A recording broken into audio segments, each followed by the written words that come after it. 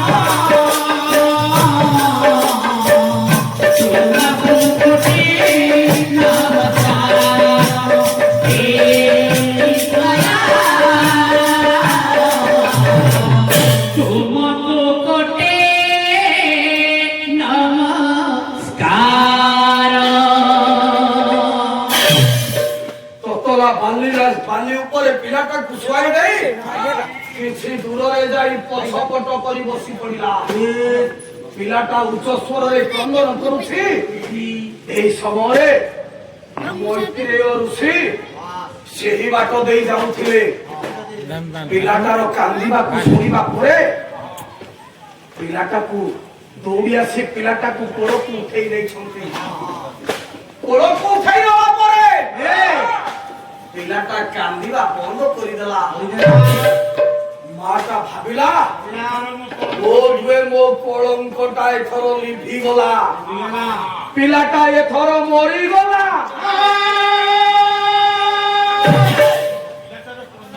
ଏ କଥାକୁ ଚିନ୍ତା କରି ମାଟା ଦୌଡ଼ି ଆସି ଦେଖିଲା ମୈତ୍ରେୟ ଋଷିଙ୍କ ହାତରେ କୋଳରେ ରହିଛି ଏ ପିଲାଟା। ମୈତ୍ରେୟ ଋଷି ଡାକିଦେଲେ, କହିଲେ କିଏ କିଏ ତୁ? ନା ମୁଁ ହଉଛି ତାର ମା। କାହିଁକି ଆଜି ପିଲାଟାକୁ ମାରିଦେବାକୁ ଚାହିଁଛ?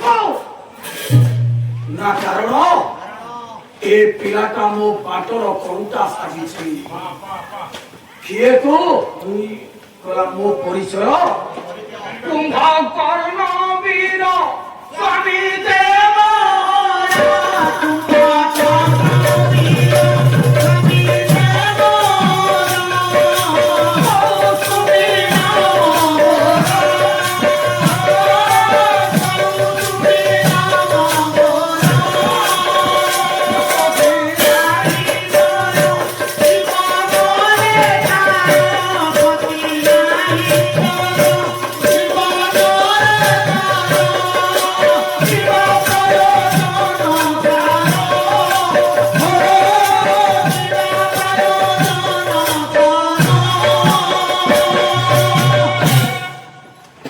ନାରୀଟା କହୁଛି ମୁଁ କୁମ୍ଭକର୍ଣ୍ଣର ସ୍ତ୍ରୀ, ମୋ ନାଁ ହଉଛି କୌସ୍ତୁମ୍ଭୀ। ଆଉ ଏ ପିଲାଟାର ନାଁ ଦେଇଥିଲେ କୁମ୍ଭୋଦର। ହେଲେ ରାମଚନ୍ଦ୍ର ମୋ ସ୍ୱାମୀଙ୍କୁ ମାରିଦେବା ପରେ, ବିଭୀଷଣ ରାଜା ହେଇଯିବା ପରେ ହୁଏତ ଲଙ୍କା କଟକରେ ମତେ ସ୍ଥାନ ମିଳିଲାନି। ବାଧ୍ୟ ହୋଇ ମୁଁ ଚାଲି ଆସିଛି ଏପଟକୁ। ଏପଟରେ ବା ରହିବି କେମିତି? ଗୋଟାଏ ଯୁବା ବିଧବା କୋଳରେ ଗୋଟାଏ ଶିଶୁ ପୁତ୍ର, କେମିତି ବଞ୍ଚିବି? ଚିନ୍ତା କଲି ଜୀବନଟାକୁ ବିସର୍ଜନ କରିବି। ହେଲେ ବିସର୍ଜନ କରିବା ବେଳେ ଏ ପିଲାଟା ସାଜିଲା ବାଟର କଣ୍ଟା। ତେଣୁ ପିଲାଟାକୁ ମାରିଦେବାକୁ ଯାଉଥିଲି। କହିଲେ ନାଇଁ ରେ ମା, ଏ ପିଲାଟାକୁ ତୁ ମତେ ଦେଇଦେ। এইଠି কৌସ୍তুম্ଭୀ ଡାକିଦେଲା ହଁ କହିଲା ଯଦି ପୁଅ ନବ ତାହେଲେ ମୋର ସର୍ତ୍ତ ଈଶ୍ୱର ତ କହ ଏ ପିଲାକୁ କେବେ ତା ପିତୃ ପରିଚୟ ଦବ ନାହିଁ।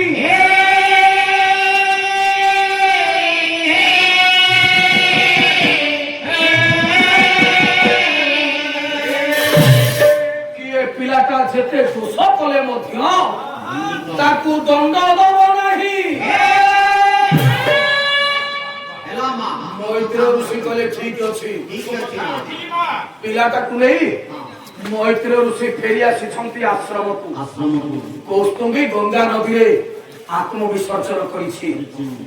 ମୈତ୍ର ଋଷିଙ୍କର ପାଳିତା କନ୍ୟା ହଁ ହଁ ସରଳା ଡାକିଲେ ସରଳାକୁ ହଁ ହଁ କହିଲା ରେ ମା ସରଳା ବାପା ସରଳା ହଁ ବାପା ଆରେ ମା ବାପା ଆଜି ତୋ ପାଇଁ ହଁ ମୁଁ ଗୋଟାଏ ଜିନିଷ ଆଣିଥିଲି ମା ଦେଖିଲୁ। ଏ ଛୋଟିଆ ଝିଅ ଅରେ ମା। କଣ ବାପା ଆରେ ମୁଁ ଯୋଉଠୁ ଆଣେ ନା କାହିଁକି ବାପା ଆଜି ଠାରୁ ଏ ଶିଶୁର ଲାଲନ ପାଳନର ଦାୟିତ୍ୱ ମୁଁ ତୋ ହସ୍ତରେ ନ୍ୟସ୍ତ କରୁଛି। ପାରିବେନି ବାପା କହିଲା ବାପା ବାପା କରିନି ବିବାହ ମା ତୁ କହ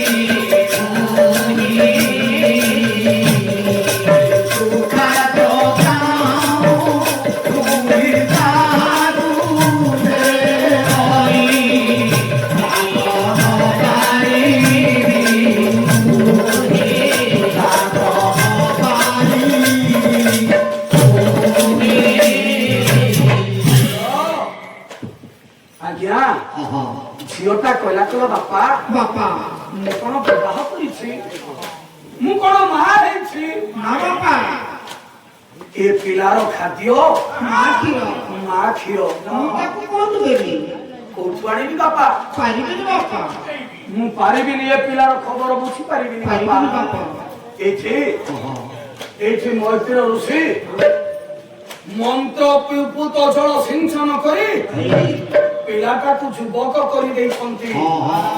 କହିଲେ ମାରେ ବାପା ଆଜି ଠାରୁ ଏ କୁମ୍ଭଧର ହଁ ତୋ ବଡ ଭାଇ ହେଲା ବାପା ଆଜି ଠାରୁ ହଁ ইয়ার তমে ଦି ଜଣ ହେଲ ଭାଇ ଭାଇ ଭଉଣୀ। କହିବି ତେବେ ହଁ ମୈତ୍ର ଋଷି ତପସ୍ୟାକୁ ଚାଲି ଯାଇଛନ୍ତି।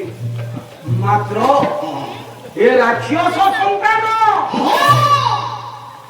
ପ୍ରକୃତି ଆଜ୍ଞା ଛାଡ଼ ଯିବ। ରାକ୍ଷସ ସନ୍ତାନ ରାକ୍ଷସ ପ୍ରକୃତି ଯେତେବେଳେ ଏ ସରଳାକୁ ଦେଖି ଦେଇଛି ବାପା କହି ଯାଇଛନ୍ତି ତମେ ଦି ଜଣ ଭାଇ ଭଉଣୀ କିନ୍ତୁ ଏ ରାକ୍ଷସ ସନ୍ତାନ କୁଦୃଷ୍ଟି ପକେଇଲା ସରଳା ଉପରେ କୁଦୃଷ୍ଟି ପକେଇଛି ସରଳା ଉପରେ ମନେ ମନେ ଚିନ୍ତା କରୁଛି ୟାକୁ ମୁଁ କେମିତି ବାହା ହେବି ଏ ଝିଅକୁ ମୁଁ କେମିତି ଉପଭୋଗ କରିବି ମନ ମଧ୍ୟରେ ଚିନ୍ତା କରୁଛି। ଆସି ଯାଇଛି ମଧୁ ଗଣେଶ ପୂଜା। ମଧୁ ଗଣେଶ ପୂଜାରେ କୁମ୍ଭୋଦର ଡାକିଲା ସରଳାକୁ କହିଲା ସରଳା ଆଜି ତ ଆଶ୍ରମରେ ଗଣେଶ ପୂଜା ଯିବା ଜଙ୍ଗଲକୁ ଯିବା ଫୁଲ ତୋଳିବା ପାଇଁ। ହଁ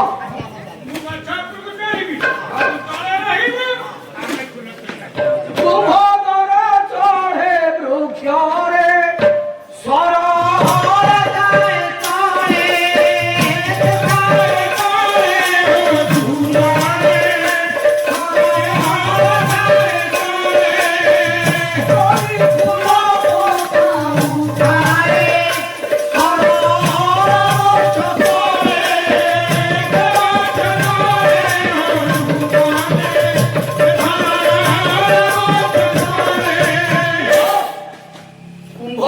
ଗଛକୁ ଚଢିଲା ଚଢିଗଲା।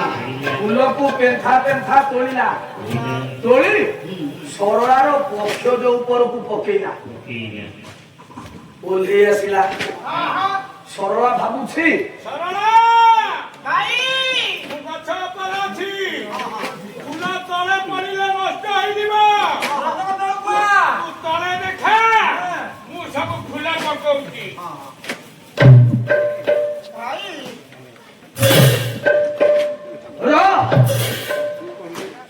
କୁମ୍ଭଧର ସରଳାର ବକ୍ଷୋଜ ଉପରେ ଫୁଲ ପକଉଛି ସରଳା ଭାବୁଛି ବୋଧେ ଭାଇ ଅନ୍ୟ ମନସ୍କତା ବଶତଃ ଫୁଲ ଗୁଡାକ ପକଉଛନ୍ତି ନା ଜାଗାରେ ପଡୁଛି ଆଉ ଫୁଲ ଗୁଡାକ ବକ୍ଷୋଜରେ ପଡୁଛି ସରଳା କୌଣସି ପାପ ଚିନ୍ତାଧାରା ମନ ମଧ୍ୟରେ ନେଇ ଓହ୍ଲେଇ ଆସିଲା କୁମ୍ଭଧର ଡାକିଲା କଲା ସରଳା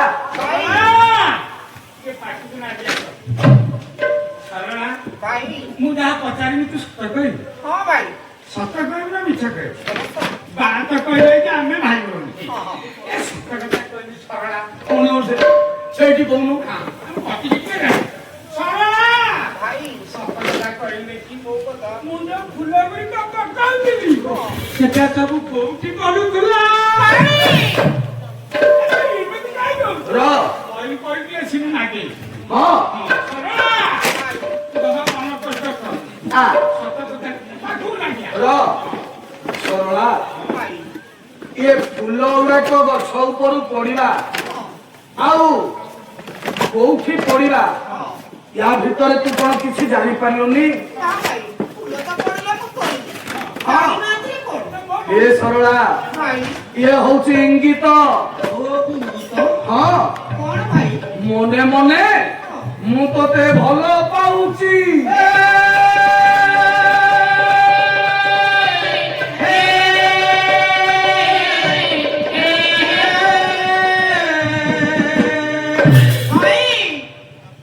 ଯେତେ ପ୍ରକାର ସରଳା ବୁଝେଇଲା ଇଏ କଣ ବୁଝିଲା କୁମ୍ଭଧର ଶେଷରେ ପାଶବିକ ଅତ୍ୟାଚାର କରିବା ପାଇଁ ଚାଲିଲା ଭରତ ପୁଅ ଅଥିରଥ ଆସି ସେହି ସ୍ଥାନରେ ପହଞ୍ଚିଗଲା ଉଭୟଙ୍କ ଭିତରେ ହେଲା ଲଢେଇ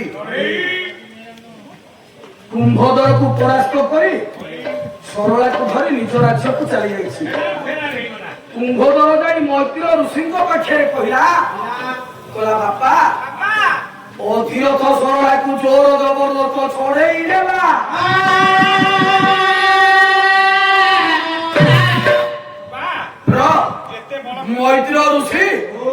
ମୈତ୍ର ଋଷି କ୍ରୋଧାଗ୍ନିରେ ପ୍ରଜ୍ୱଳିତ ହୋଇଯାଇଛନ୍ତି ଉଲ୍କା ପିଣ୍ଡ ପ୍ରାୟ ଯାଇ ଶ୍ରୀରାମ ସାମୁରେ ପହଞ୍ଚିଗଲେ ରାମକୁ ସତ୍ୟ କରେଇଦେଲେ ଆଜିର ସୂର୍ଯ୍ୟାସ୍ତ ପୂର୍ବରୁ ମୋର ଅଧିରଥର ଛିନ୍ନ ଶିର ଆବଶ୍ୟକ ରାମଚନ୍ଦ୍ର ଡାକିଲେ କହିଲେ ଗୁରୁଦେବ ସତ୍ୟ କରେଇଦେଲା କହିଲା ହେ ମା ମୁଁ ଏତିକି ଚାହେଁ ତମେ ସତ୍ୟ କର ମୁଁ ଯାହା କହିବି ତମେ ରଖିବ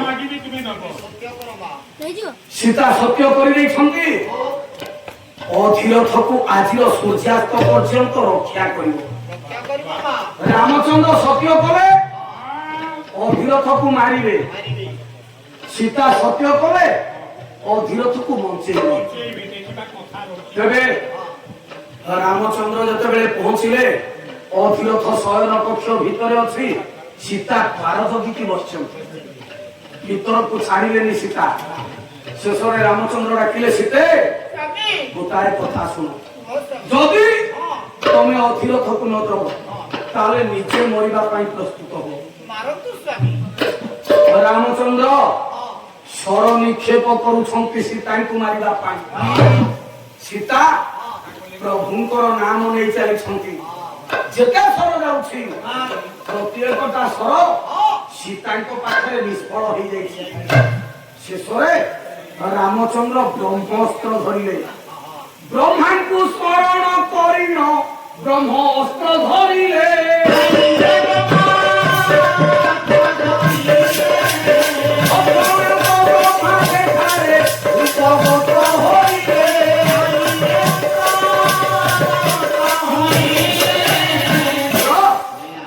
ବ୍ରହ୍ମାଙ୍କୁ ସ୍ମରଣ କରି ଯେତେବେଳେ ବ୍ରହ୍ମାସ୍ତ୍ର ଧରନ୍ତି ବ୍ରହ୍ମା ଆସି ପହଞ୍ଚିଲେ କହିଲେ କ୍ଷାନ୍ତ ହୁଅ ରାମଚନ୍ଦ୍ର ନ ଛାଡ଼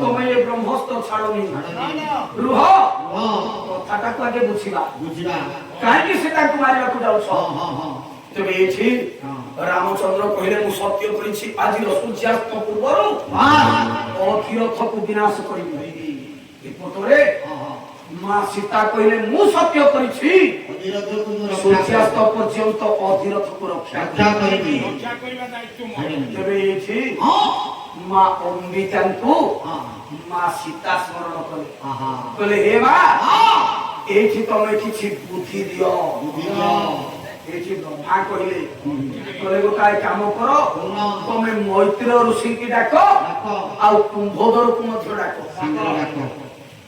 ମୈତ୍ର ଋଷି ଆସିଲେ କୁମ୍ଭୋଦର ଆସିଲେ ଯେତେବେଳେ ଆସିଛନ୍ତି ସତ କଣ ବୁଝିବା ପାଇଁ ଯେତେବେଳେ କୁମ୍ଭୋଦରକୁ ପଚରାଗଲା କୁମ୍ଭୋଦର କହିଲା ନାହିଁ କିଛି ନୁହଁ ସେ ପରା ତାକୁ ଜବରଦସ୍ତ ହରଣ କରି ବହୁତ କଷ୍ଟ କରିଛି ମୁଁ ବହୁତ ଯୁଦ୍ଧ କରି ପାରିଲିନି ବାପା ଆଚ୍ଛା ମାରିଲା ଭଳିଆ ମାରିଲା ସେ ମୋ ଅଣ୍ଟା ବେଡ କରିଦେଲା ଆଚ୍ଛା ପଳେଇଲା ନେଇକି ପଳେଇଲା କହିଲେ ଠିକ ଅଛି ମୁଁ ଏବେ ଗୋଟାଏ ଅସ୍ତ୍ର ଛାଡ଼ିବି ଯେ ମିଥ୍ୟା କହିବ ତା ମସ୍ତକ ଛେଦନ ହବ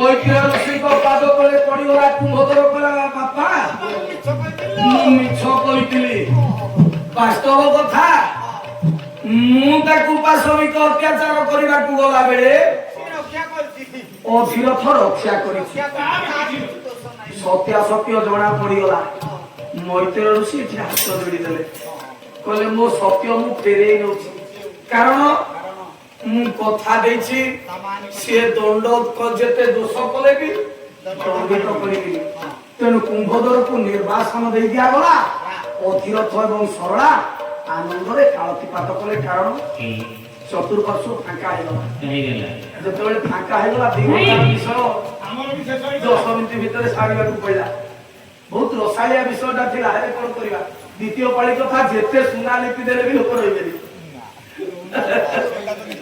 ହଉ ଆଜ୍ଞା ଏ ସରଳା କୁମ୍ଭୋଦର ବିଷୟ ଏଇଠି ପରିସମାପ୍ତି ହେଇଛି ଆଜି ପାଇଁ ବାଣିକି ବିଶ୍ରାମ ଦେବା ହଉ ଏଣିକି ଜୟ ଜୟ ଦୀନଜନ ଶରଣ ରକ୍ଷଣ ମହାବାହୁ ଜୟ ଜୟ ଦୀନଜନ ଶରଣ ରକ୍ଷଣ ମହାବାହୁ ଉଚ୍ଚ ସ୍ୱରରେ ଆନନ୍ଦ ମନରେ ହରିବୋଲ ହୁଳହୁଳି କରତାଳି ଦବ ଏ ବିଶ୍ୱର ଦୁଃଖ ଦୂର